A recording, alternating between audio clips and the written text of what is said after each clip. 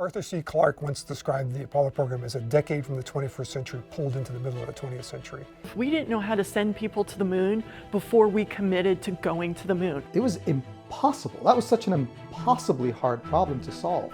In 1969, Neil Armstrong and Buzz Aldrin walked on the moon, an achievement that took years of innovation, discovery, and genius. And with that achievement came a new world of inventions.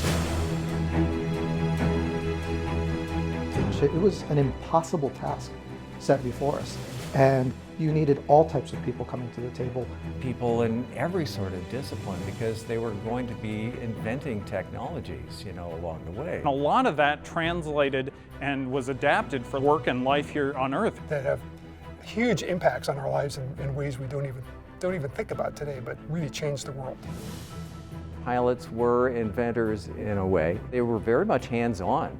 Neil Armstrong himself brought computer navigation and controls to commercial airlines. The first computer-driven airplane was literally powered by an Apollo navigation computer. Neil Armstrong comes back from the moon after Apollo 11. The folks out at what's now the Armstrong Flight Research Center, named after him, came to him and said, we're looking at this digital control of airplanes. Do you think that's an interesting thing to do? And Neil, having been an Apollo astronaut, said, well, we have these spare digital computers from the Apollo program. We could just take one of those, and the computer, of course, can correct hundreds of times a second. It made possible things like the F-22, which is an inherently unstable airplane, but you can fly it because you have a computer that does a lot of sort of basic flying stuff. After NASA showed that it could be done, it is now incorporated on virtually every new aircraft being built. And all that comes from Apollo technology that Neil Armstrong himself said we should put in airplanes.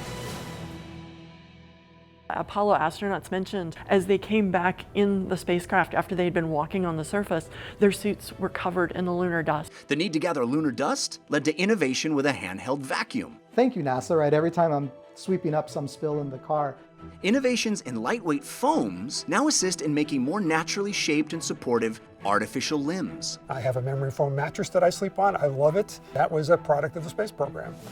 You had reinventions in fabrics and textiles and materials. Just the astronaut suit alone. The things that you find in your Nike Air sneakers were needed for the space program. NASA engineer Frank Rudy thought to create a series of interconnected air cells, which function as shock absorbers. These shock absorbers found new lives as the soles of the famous Nike Air shoes. Having the space program accelerated the diffusion of all these new inventions into the public market.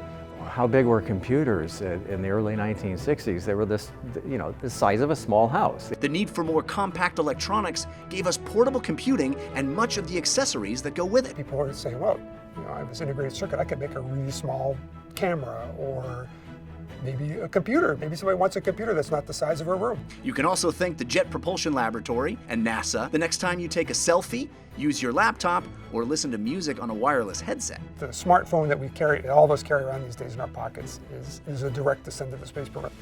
Innovations to ensure space travel wasn't a one-way trip have gone on to save countless lives. We had to figure out how to have people survive in space. What would happen to the human body? How do we keep people safe in the extremely hostile environment that is space? Life support systems designed to precisely and accurately monitor the health of our astronauts now ensure patients back on Earth can have accurate and vital readouts. The personal storm detector developed for space shuttles is now used to warn us of incoming thunderstorms. Improved brake linings allow better stopping and longer life for these important car parts.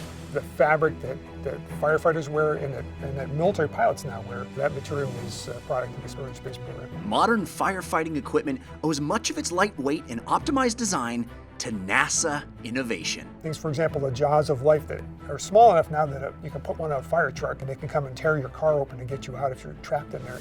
Our goal was, in fact, written into the law that created NASA was the requirement that we share what we do. That included the technology as much as possible. It was a gargantuan undertaking to land on the moon, and it is a testament to the work of hundreds of thousands of brilliant individuals who ensured every step leading to the historic first steps on the lunar surface were steps toward a brighter future for us all. We all come to work here at NASA every day. It's not about making more money. It's about working together to advance science. We love coming here to work because the mission is just so inspiring. And we love it that other people see it the same way. I just see it as a beginning. Not just this flight, but in this program, which has really been a very short piece of human history,